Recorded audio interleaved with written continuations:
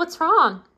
It's just, no matter which way I turn it, the Plunder Patrol cards aren't good. I mean, look at the text on this thing. It's got to be equipped. It's got to be able to search. You can Ash Blossom it. I just wish there was a way of looking at it that would make it competitive. Try this.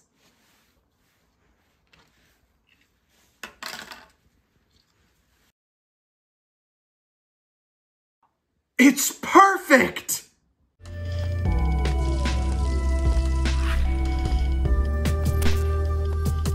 Good afternoon, Jank enthusiasts! I'm MBT, and this is 10-Minute Testing.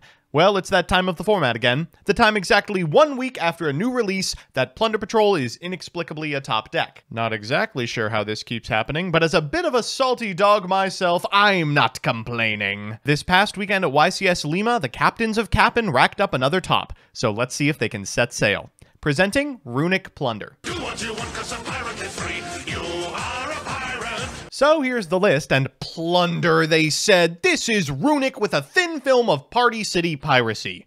As always, I'll give you a background about the archetype, a little bit of a discussion about what I hope the deck can do, and of course, the card by card. But first, this video is sponsored by Yu-Gi-Oh! Pro Deck. Yu-Gi-Oh! Pro Deck is the #1 place to go if you need a pack simulator, a card database, or want to read a wealth of strategy articles. They also post breakdowns and lists from every major TCG and Master Duel tournament, including the Master Circuit series. Give them a look at www.ygoprodeck.com. So with that, let's pack up Plunder.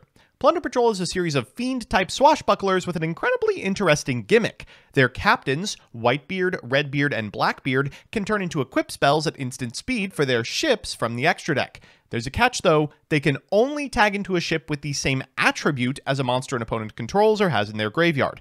Historically, this has left the archetype in a weird spot. When dark, light, and fire decks are top tier, it's well positioned, but if earth and wind monsters are abound, these swashbucklers can't set sail. Additionally, since each ship does something different, your options for interaction are extremely limited. As a result, this deck's tops have been sporadic and format dependent. Until, and say it with me for the 12th time, Photon Hypernova. This set contains a card that resolves all of this deck's weaknesses, Jord. Jord is the long-forewarned Earth ship, and it's got an incredible ability. You can declare an attribute, return this card to the extra, and summon a token to both players' fields. That's right, you can make your opponent have the attribute you want, usually light, and then extend into plays to your heart's content. What's more, it's a generic 8, which Plunder Patrol has no difficulty making even without an opponent's setup, and because the token sticks around, Kashtira pilots are going to have an extremely tough time with their setups. Finally, the deck's massive inflexibility has been completely resolved by the RUNICK cards. These are not only extension for captains and ships, they're also consistency and card draw to ensure you always have Plunder Patrols in hand, and removal spells for threats the ships can't gun down themselves. So with that, let's get into the card by card. This list comes from Michel Verismo from YCS Lima, and it made top 8 playing the assemblage you see in front of you. First, the Plunders. We've got 3 Whitebeard, 2 Black Eyes, 2 Redbeard, 2 Golden Hair, and 2 Bluebeard.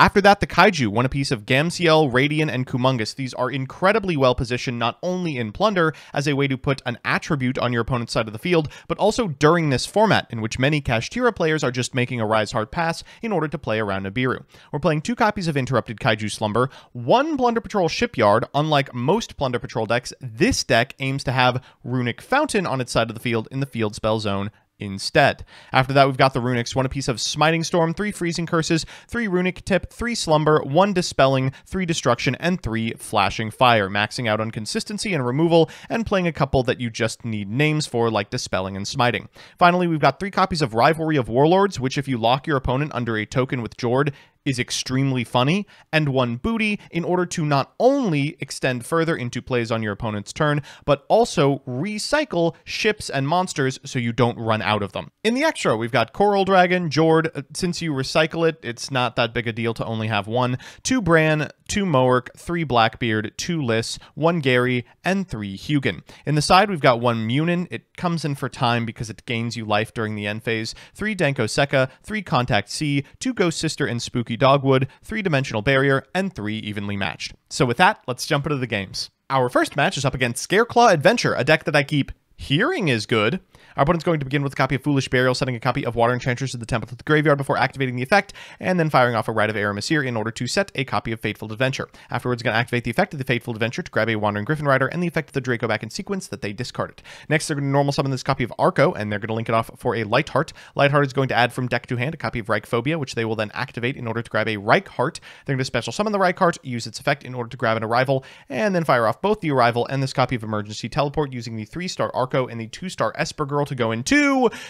Oh god. Okay, well, thankfully we do have the Kaiju, so hopefully that'll be enough. They're going to go into Tryhard, set an Unknown, and pass back to us. We should be able to clean this up. We're going to begin with this GamCL, enjoy your Kaiju, before firing off Interrupted Kaiju Slumber and eating the rest of the board for a Radiant and a Kumongous. Afterwards, we're going to go for Runic Destruction, targeting the Unknown, and thank goodness we did so, because it's an Imperm. We'll go for a Runic Fountain and a Runic Slumber, using the effect of Hugin as Chainlink 2 in order to block the Runic Fountain, and get this copy of Whitebeard out of our hand. We're going to draw 3 cards here, and then fire off the Whitebeard in order to get a Golden Hair. We'll go into a Blackbeard, then activate the effect of the Blackbeard, targeting this copy of Radiant to draw an additional card, and then we'll use the drawn copy of Black Eyes in order to put back the Whitebeard, then discard the Runic Fountain for a Golden Hair and go into a Bran. We'll activate Bran in order to banish the Reichphobia, so they can't just pop something since there's so many defense position monsters on our side of the field.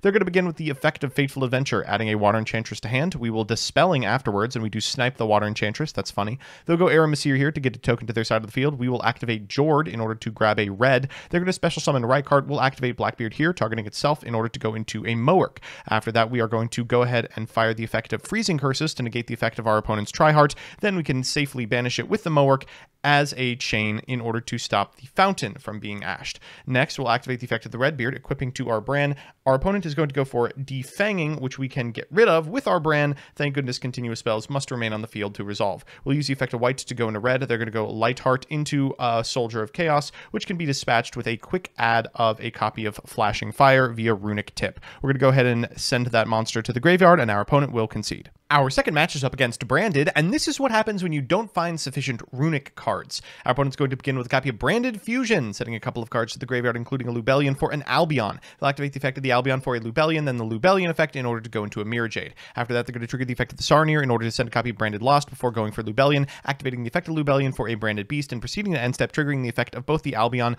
for a Branded Retribution and the Branded Beast for a copy of Lost. We draw for turn. That's a pretty sick draw. We're going to begin with a Destruction targeting the Branded Beast. We do get it off their side of the field, but unfortunately, as part of the banishing off the top of the deck, we hit a Tragedy. We're going to go ahead and get rid of this copy of Mirror Jade as well, but they're going to chain the effect of Mirror Jade so they have follow-up for next turn. We'll begin with a copy of Redbeard, then special summon this Bluebeard to go into Blackbeard. We'll activate the effect of the Blackbeard and the Bluebeard in sequence, but down comes Branded Retribution. Oh god.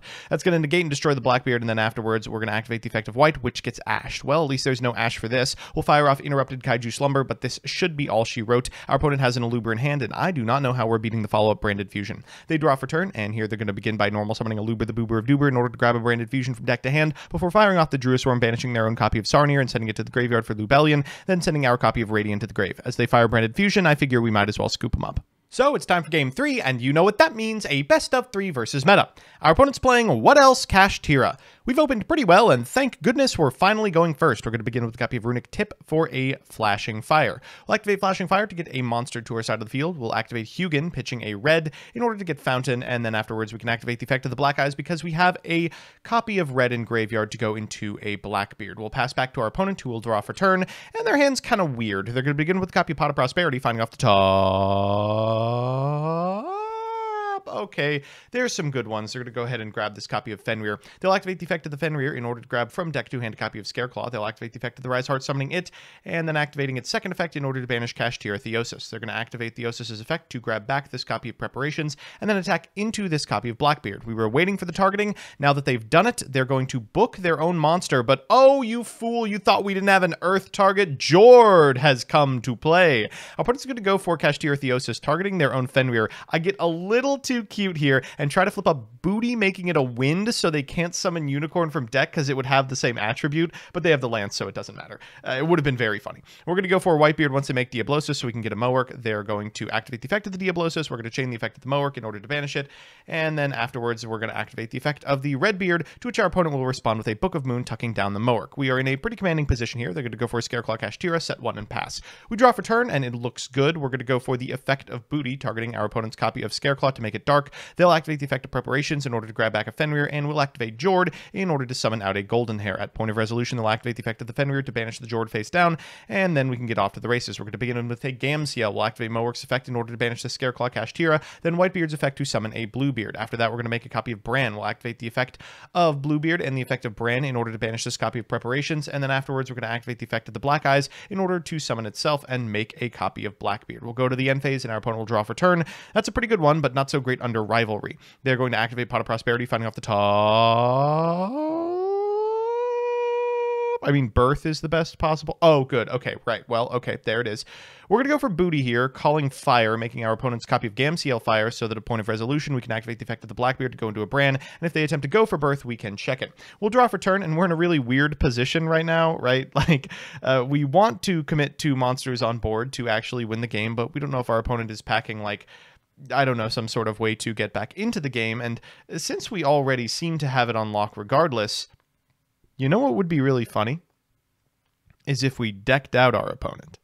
We'll set 1 card and pass back to them. They draw for turn. It's a copy of Wraith Soth. They're going to activate Wraith Soth. We're going to activate Bran to negate it. And oh, shoot, I forgot about Birth. Right, okay. They're going to activate Birth. That Birth is going to bring back, you guessed it, a copy of Unicorn. We'll go for Booty here, calling Light, targeting the Unicorn. And then at point of resolution, we'll activate the point of Red in order to bring out a List. They'll go to battle phase, trying to attack the List, but we'll activate Slumber in order to make our List survive. They're going to go for Birth here and banish 3 cards from our graveyard, but we can activate Whitebeard to go into Bran. And then when they go into Unicorn, we can negate the effect. Wait, shoot, that's the wrong effect. Wait, oh, God. Okay, I am just doing a little bit of intentional throwing. This is, we call in the business advanced BM. It's all part of the plan, ladies and gentlemen. You know, it's all, don't worry about it. They're going to go Shangri-Ira, set a Big Bang pass, and then in draw phase, we're going to make that Shangri-Ira light. They're going to chain Big Bang, and we have to go all the way down to a Moark. We are going to resolve the effect of the Booty to get a copy of Blackbeard to our side of the field, and then we can go for Blackbeard, getting a List. Then in standby phase, they're going to activate the effect of the Shangri-Ira for a Unicorn. Okay, new plan. Every Shangri-Ira activation is 1 fewer card in the deck we have to worry about. So we're back on the banishing plan. Don't worry. It's still part of the same linear trajectory. We're going to go for Flashing Fire in order to get rid of this copy of Unicorn, set 1 and pass. Our opponent will draw for turn. Are they out of Kashtira's yet? No, they are not. We're going to go for Booty, targeting this Shangri-Ira. Once again, we will let them resolve it. They're going to summon to their side of the field a copy of Unicorn and proceed to main phase 1. They will activate this Wraith Soth. We will chain the effect of Slumber here, targeting the Unicorn to banish 3 cards from their deck, hoping to hit the remainder of the Kashtiras. Unfortunately, they do still have a target. They'll proceed to end phase, and I'm feeling pretty good about this. 5 cards in deck, and we have a way to banish up to 4 of them. We're going to begin with a copy of Moark. We're going to go ahead and get rid of this Shangri-Ira once and for all, and then afterwards, we are going to go for the effect of the Bluebeard in Graveyard. They will activate the effect of Unicorn in sequence, but we can get them down to 2 cards in deck by negating that with a copy of Freezing Curses. Afterwards, we're going to normal sub this copy of Golden Hair, and then make Radian the hard way. They'll draw for turn, just 1 card remaining in deck. The Wraith Soth is not going to do anything for them from this position. They will attack into this copy of Moark. Feel free to banish a card from my extra face down. We'll draw for turn, and I think the bullying has gone on long enough. Let's fire off the Runic Tip to banish the last remaining card from their deck, and then proceed to the end phase, at which point they lose because they cannot draw. Okay, we tried very hard to throw it, but we ended up winning. So it's time for game 2, and my old nemesis, Ash Blossom. Okay, no big deal. I think we have the material to deal with this. They're going to begin with a copy of Unicorn. They're going to use Unicorn to get a copy of Theosis. They'll activate Kashtira Theosis in order to grab a Fenrir from deck, then activate the effect of the Fenrir in order to grab an Arise Heart. They're going to overlay for a Shangri-Ira, then activate the effect of the Rise Heart in hand, summoning it, then the effect on field to banish a copy of Big Bang. That's going to trigger not only the effect of the Shangri-Ira, but also the effect of the Big Bang in order to recycle this copy of Fenrir, and then afterwards they are going to go for the Wraith Soth. They'll activate Wraith Soth in order to grab a Tier Limit Kashtira before going for a Rise Heart, activating Tier Limit Kashtira, banishing this copy of Theosis, triggering the effect of the Theosis and the Arise Heart, and eventually also the effect of the Shangri-Ira, and then the Arise Heart a couple more times as more cards are banished. They're going to go for the Diablosis in order to lock 2 more of our zones, and also take the Singleton Jord out of our extra deck, which I am now regretting. Afterwards, they are going to pass it back to us with a copy of Big Bang set, and we will have to do our best. Well, that's a pretty good start. We're going to begin with the copy of Evenly Matched we ripped off the top. They're going to go down to what else? The Arise Heart. That'll trigger on point of resolution. We'll activate Interrupted Kaiju Slumber and, oh god, okay, 1 Ash Blossom down. They'll go for Arise Heart here, and then afterwards we can go Runic Fountain, fire off this copy of Flashing Fire. Our opponent's going to chain Arise Heart. We can chain the effect of our Freezing Curses to negate it, then point of resolution. Maybe we can draw some cards. That's going to get that card off field, send both of those cards to the graveyard, and enable us to draw 2. They'll activate Theosis in order to grab a Birth, and we are going to have to weave a Bran in here. Unfortunately, these cards don't really do it, so we're going to go Whitebeard. We'll go Whitebeard and draw phase for Bran, but unfortunately, they also have a Terraforming. That Terraforming represents a Wraithsoth, which represents a Unicorn, which represents another birth, so we'll just have to snipe it here with Bran until I see the second Ash Blossom. Yep, this card is still killer for us. We're going to activate the effect of the red in order to equip it to the Bran, but this looks like all she wrote. They're going to go Unicorn into Theosis into the Rise Heart. They'll activate the effect of Birth in order to bring back this copy of Fenrir. They can use Rise Heart to cycle this Unicorn.